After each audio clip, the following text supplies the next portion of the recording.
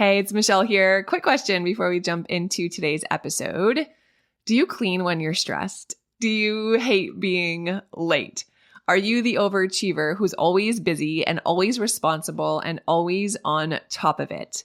Would you describe yourself as a rule follower? And when other people don't follow the rules, it genuinely bothers you. Maybe you have really high standards, both for yourself and for everyone around you.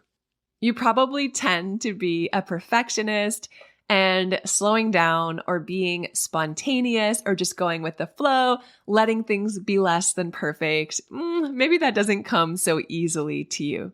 And maybe you've always thought hey, that's just how I am, right? I'm just type A. I'm just a go-getter. But here's what's actually going on. When you were a child and something overwhelmed your nervous system, your body adapted and your nervous system built a defense against that overwhelm. And over time, that defense became a habit, and then that habit became a pattern. And now what we think of as our personality is so often just that old pattern running the show.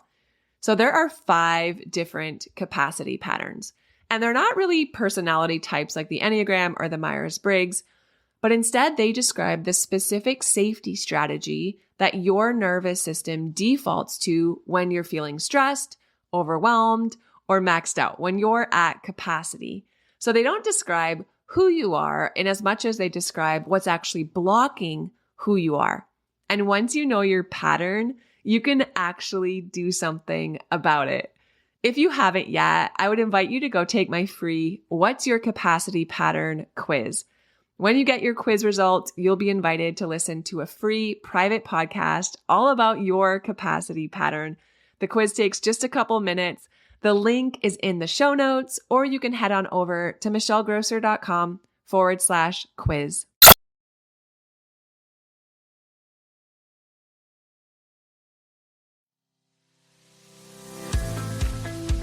Welcome to the Calm Mom Podcast, the show for ambitious women ready to get off the hot mess express. I know you've got a lot going on. You work so hard, you're raising an incredible family, and sometimes it can be overwhelming. I'm your host, Michelle Grosser. I'm a certified master life coach, attorney, wife, and mom. And years ago, I was right where you are. I was running a busy law practice while raising a family, and I was on the fast track to burnout. I thought I just needed to be more organized or have better routines, but it was learning how to heal and regulate my nervous system that expanded my capacity to gracefully hold more of this big, beautiful life. You too are worthy of an extraordinary life in and beyond motherhood. Learning to be a calm, anchoring presence in your home and at work is going to be your superpower. If you're here to do the inner work that brings a sense of calm amidst the chaos, I'm here to join you on that journey. Each time you press play, your growth continues. So let's get at it. Hey guys, Michelle here, your master coach. Welcome to the Calm Mom Podcast. If you've been listening for a little while and you haven't left a 5-star rating or a short review for the show, would you do so today?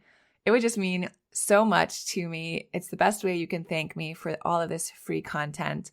And if you haven't, also hit subscribe so you don't miss any new episodes as they're released.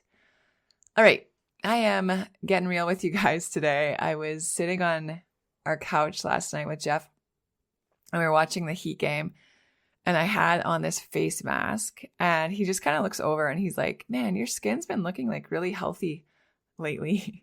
I was like, Thank you. And it kind of started this conversation, and I was telling him how since I've been getting really intentional and consistent about learning how to regulate my nervous system and putting the practices that I have into place to heal and release so much of the crap I'd been holding, I'm sleeping better. I have more energy. My skin looks better as a result. And Amory was in our bed that night, right, the night before with this cough, and I hadn't slept well. And I made this comment about how I'm noticing that when I don't get a good night's sleep these days, I'm okay. Sure, I'm not 100%, but I'm still functioning at a pretty high capacity. And I remember 3-4 years ago, before I started doing this nervous system work and really getting deep into the coaching journey, like if I didn't sleep well, I was a bear. Like I was just not pleasant to be around. I was a zombie. I couldn't get anything done. I felt awful, like physically in my body, like my head just hurt. And Jeff kind of, heard me out. And then he's like, yeah, you used to be so awful when you didn't sleep well. And it's so different now. And I was like, yeah, yes. And, my quote unquote bad mood wasn't always just because I was tired, right? Just because the babies had kept me up. There was also a lot of other stuff going on beneath the surface that at that time I just didn't have awareness around. And that's kind of what I want to focus on today, because sometimes I think we're in a bad mood, and I say that in quotes, but we don't even know why we're in a bad mood, or there's just like so many freaking reasons to be in a bad mood that we don't know which one set us off. And no one wants to feel like that. Like it's not fun. Like when I was crabby, I didn't want to show up like that, right? It wasn't fun for me. I knew it wasn't fun for the people around me.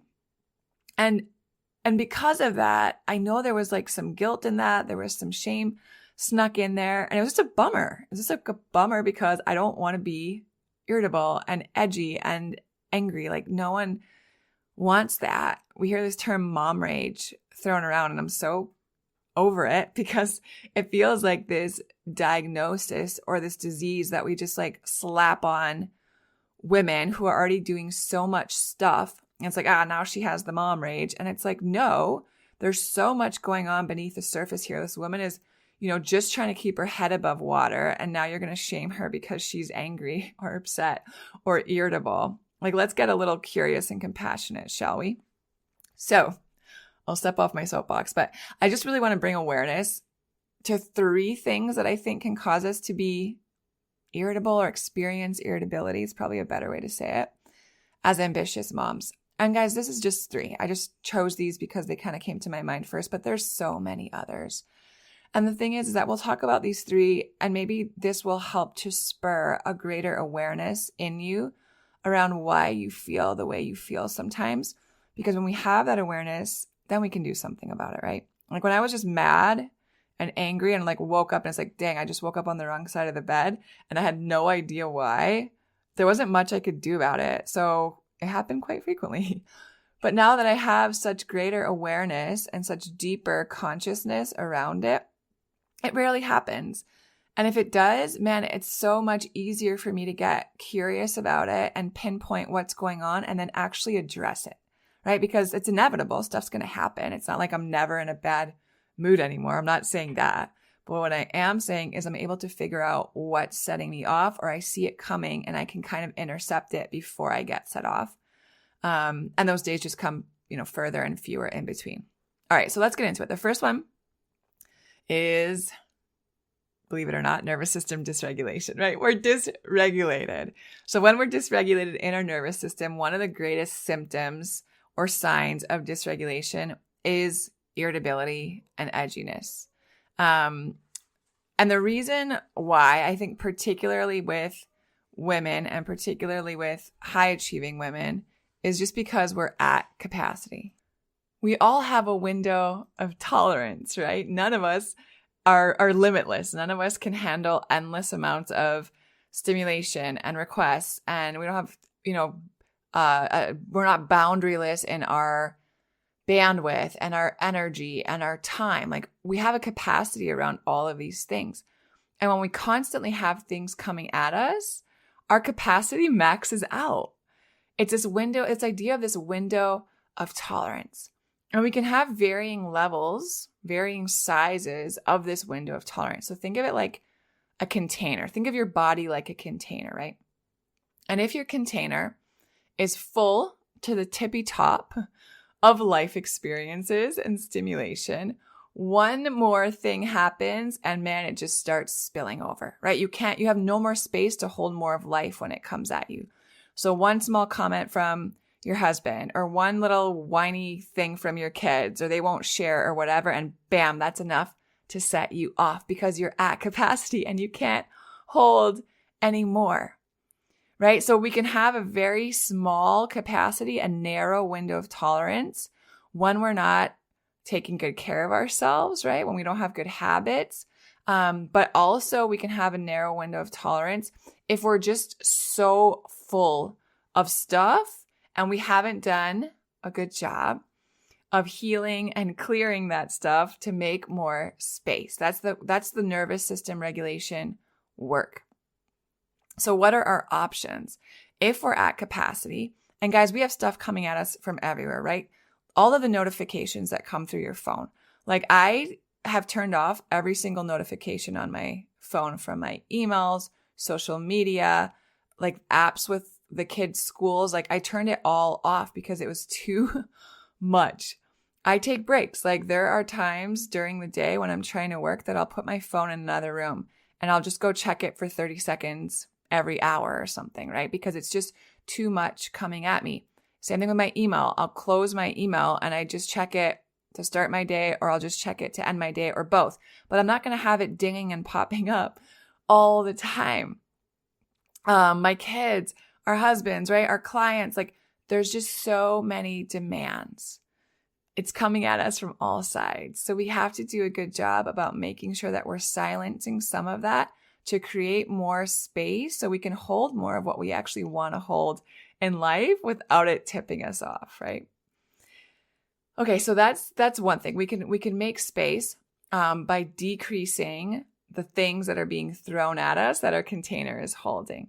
We can also increase our window of tolerance, grow our body, what our body can hold without becoming dysregulated with good habits, right? So some of the habits I just spoke about, turning off your notifications, rest. It's not always an easy one for moms, especially if you guys have really young kids.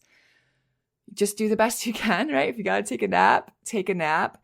But I think a lot of us, when we finally get quiet time at the end of the night, it's so valuable and it's so precious that we end up staying up later than is probably best. And that's a habit that I've broken in the last couple years, and it's made a huge impact. Like I am in bed religiously by 9-ish.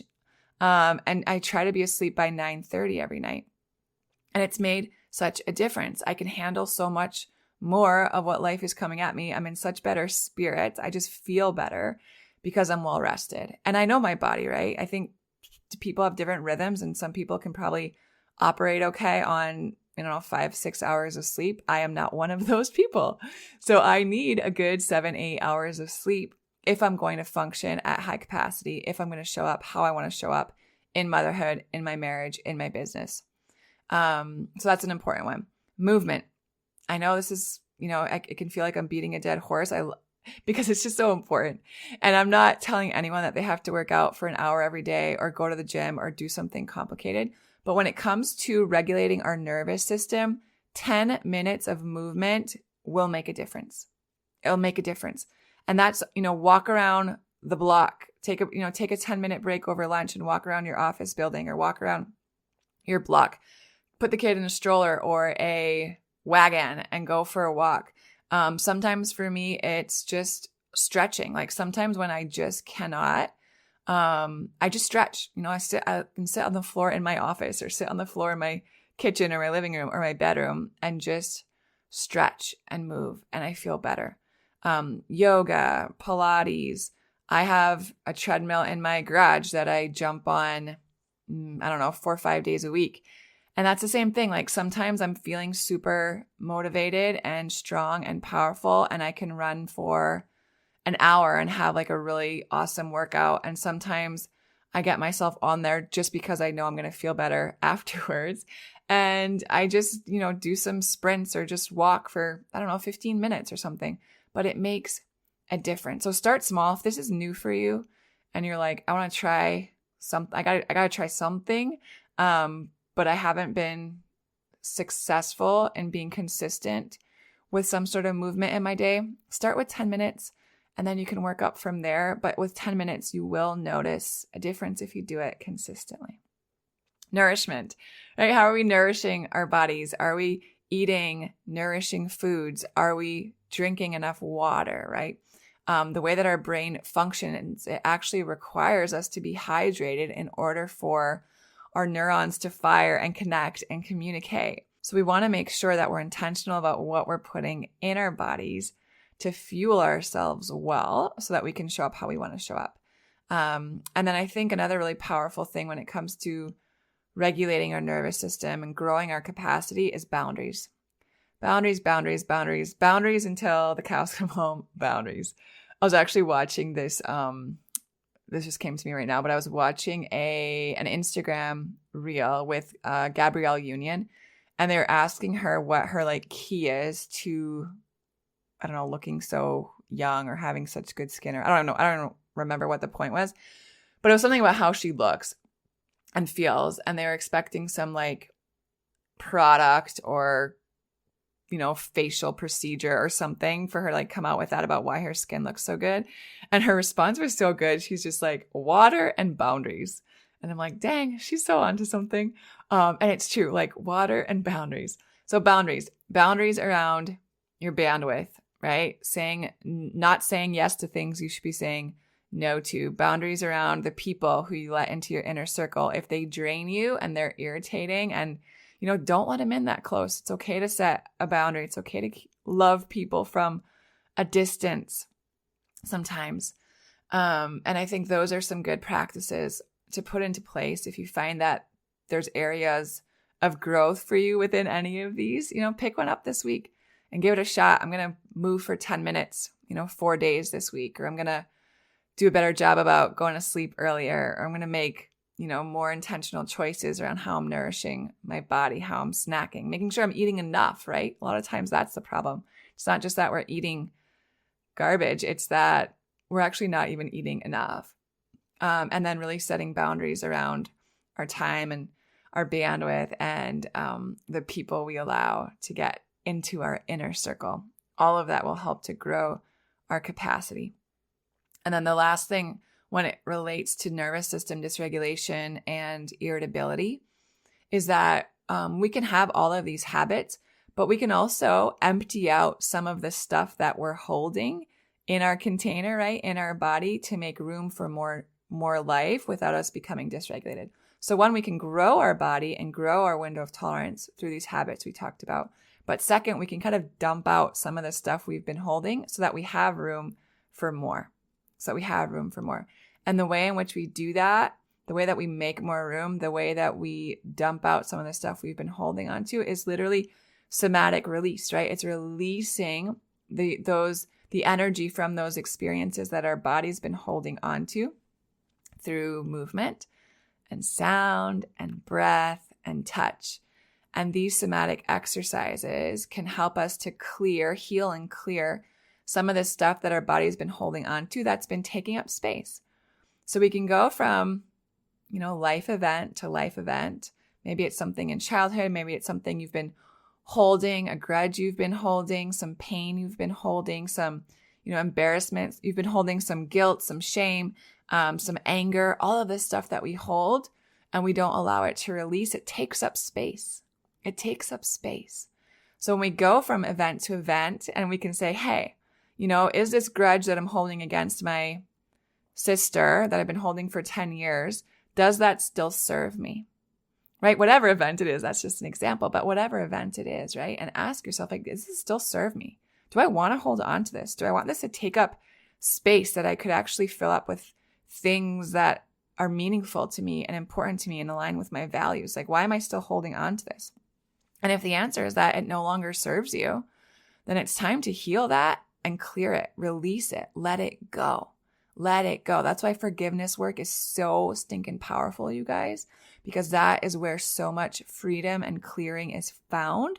So you can release all that stuff and you have more space to allow whatever it is that you want more of to enter, right? I want more joy. I want more peace. I want more patience. I want more kindness. Like, all of these things need space to exist. So if we're so full of like anger and resentment and bitterness and guilt and shame and all of these things, there's not room for all the stuff that we actually want to experience.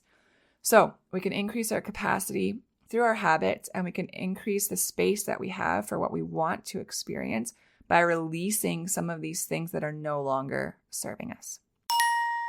Have you ever caught yourself wondering why you do the things you do? Like, why do you get so angry and yell at your kids when they're moving at a snail's pace in the morning? Or why is it so hard to relax when the house is a mess? If so, you've got to take my personality patterns quiz. Because here's what's going on. When you were a child, whenever an experience overwhelmed your nervous system, you subconsciously built a defense against that overwhelm. And over time, those defenses became a habit, and then they became a pattern. And now as an adult, what we think of as our personality is really actually often this defense pattern running the show. It's so interesting, right? There's 5 different personality patterns. And they're not personality types like the Enneagram or the Myers-Briggs, but rather they describe the safety strategy that you immediately go to when you start to feel overwhelmed. They don't describe who you are, but rather what's actually blocking who you are. And the good news is that once you take the quiz and you learn about your pattern, you can learn skills to break out of that pattern and then live and parent as your true and authentic self. So click on the quiz link in the show notes or go to michellegrosser.com/quiz now to take my 2-minute personality patterns quiz. Number 2, reason why we might be feeling irritable and edgy is because we are just simply overstimulated. We're overstimulated.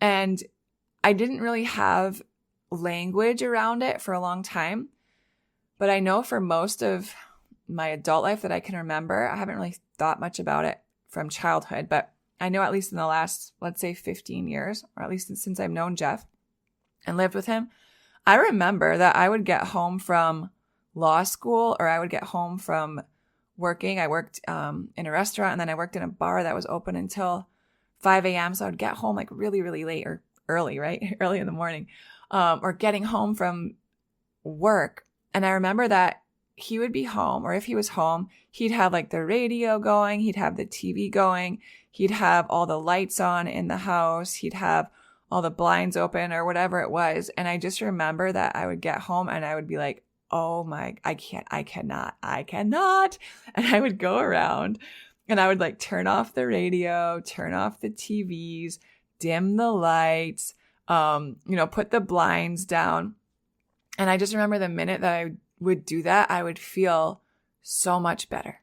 Right. And when all of that stimulation was coming at me, like I was on the tip and the edge of my window of tolerance. All it would take would be like one text or one email or one call or one look or one comment. And that would probably be enough to set me off.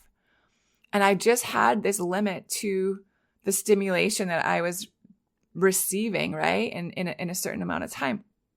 And now as I start to learn just more about this type of work, I start to wonder if I might have or experience high sensitivity. And I'm learning that it's actually quite common. I think 1 in 10 people are highly sensitive. And it just means that your brain is wired in a different way. And that you're able to experience, it really is kind of like a superpower, but you're able to just experience the sensations and stimulation of life differently. Your brain just processes it differently than a neurotypical brain, I guess. So whether I am highly sensitive or whether I'm not, whether you are or whether you're not, I promise you that I can relate as a high achieving mom that we are being stimulated 24/7, right? And it's coming again from all angles. It's the notifications, it's the demands from work, it's the demands from keeping up the house, it's the demands in our marriage. And when I say demands, I'm not even framing these as like burdens or obligations. It's just that there are expectations or requirements or things that we even want to do, right? A lot of these things are things that I want to do, but they're still stimulation. They're still stimulating for me. And when it's coming from all angles, it can be a lot. I know that for me, I tend to get overstimulated with touch.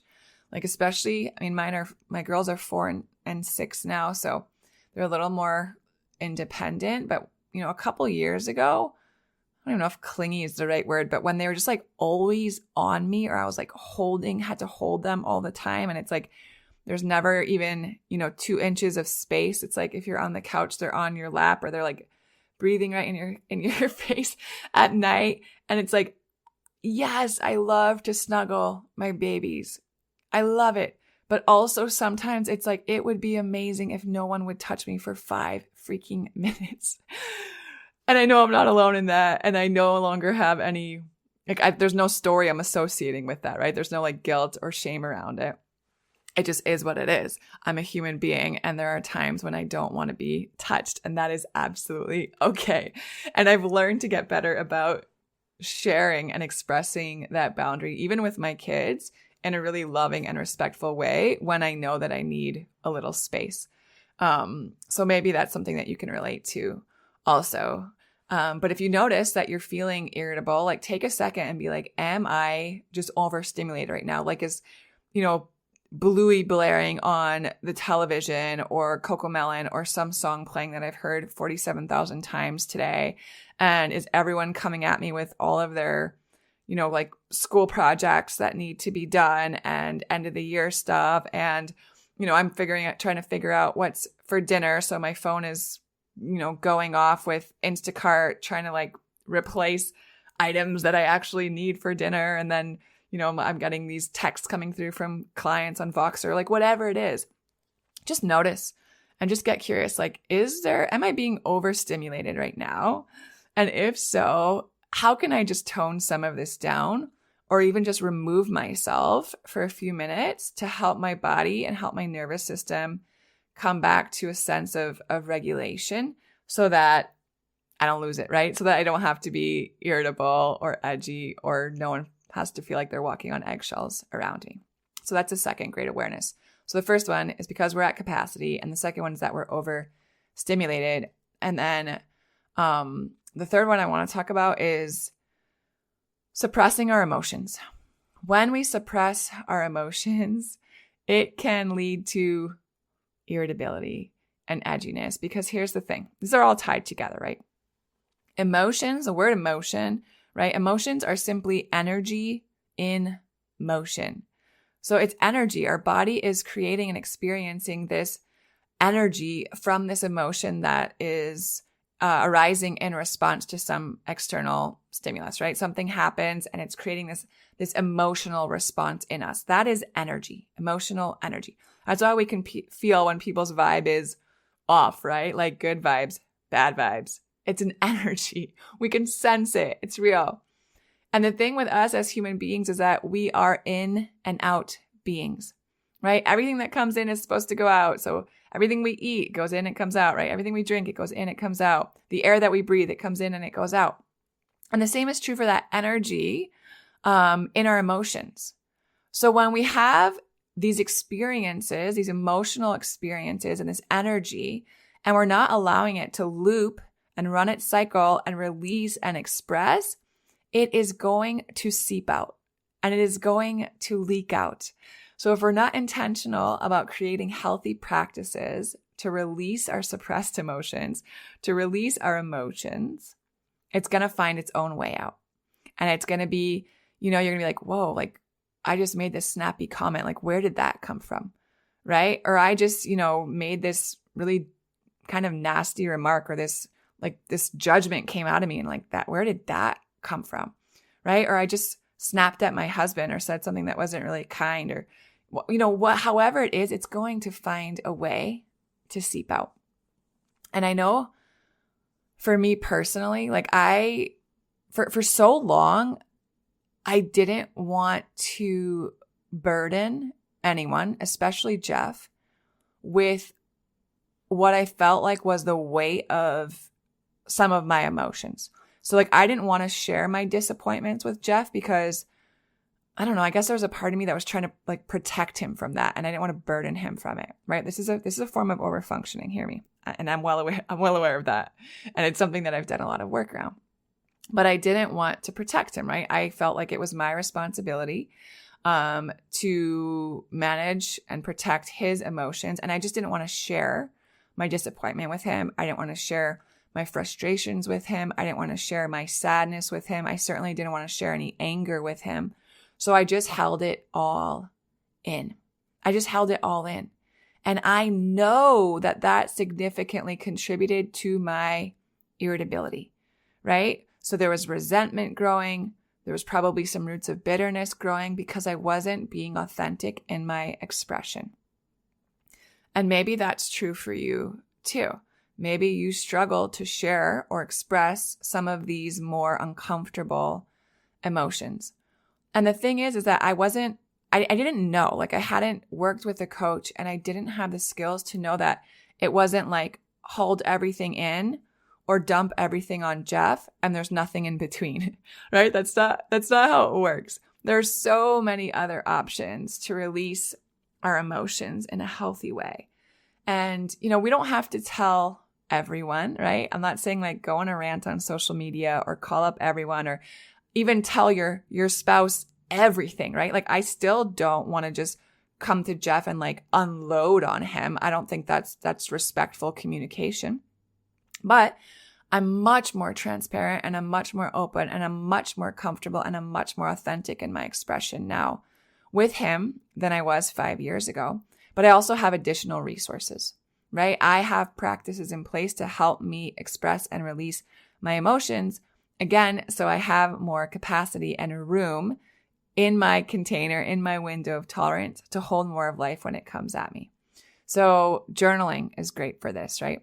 Letter writing. If there is someone that you're holding something about, like some sort of unforgiveness or some sort of grudge or some sort of anger or someone who really betrayed you or wronged you and you're like holding all of that, letter writing can be such a powerful release.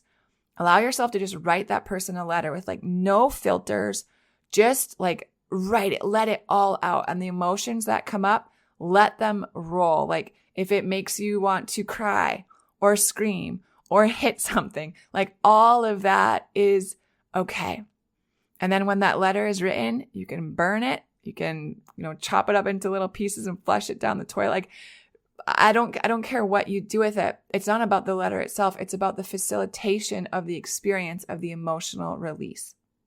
You can have sacred rage exercises, right? You can, go outside and just sit in your car and like scream. Like sometimes when I'm just so like angry or frustrated or like I've just had it, like everyone is just annoying the living daylights out of me in a moment, I'll do that. I'll just go sit in my car and like shut the door and I'm just like, I just let it out, right? And I understand that it's not always appropriate to do that in the moment, right? Like someone could really kind of set you off and bring up these big emotions in you. Like you're at, I don't know, the grocery store or something. And it's like, I cannot have an emotional release right now. This is not appropriate. But you can make an appointment. You can make a date. You can acknowledge that anger and be like, all right, anger, I feel ya. Like I can't express right now, but at 9:00 tonight, I'm going to go sit in my car and scream for a minute or whatever your practice is, right? But it's just allowing yourself to grow in this relationship with your emotions where you really, truly trust your body, your nervous system trusts that all of you is welcome. There's no little parts of you that have to be hidden.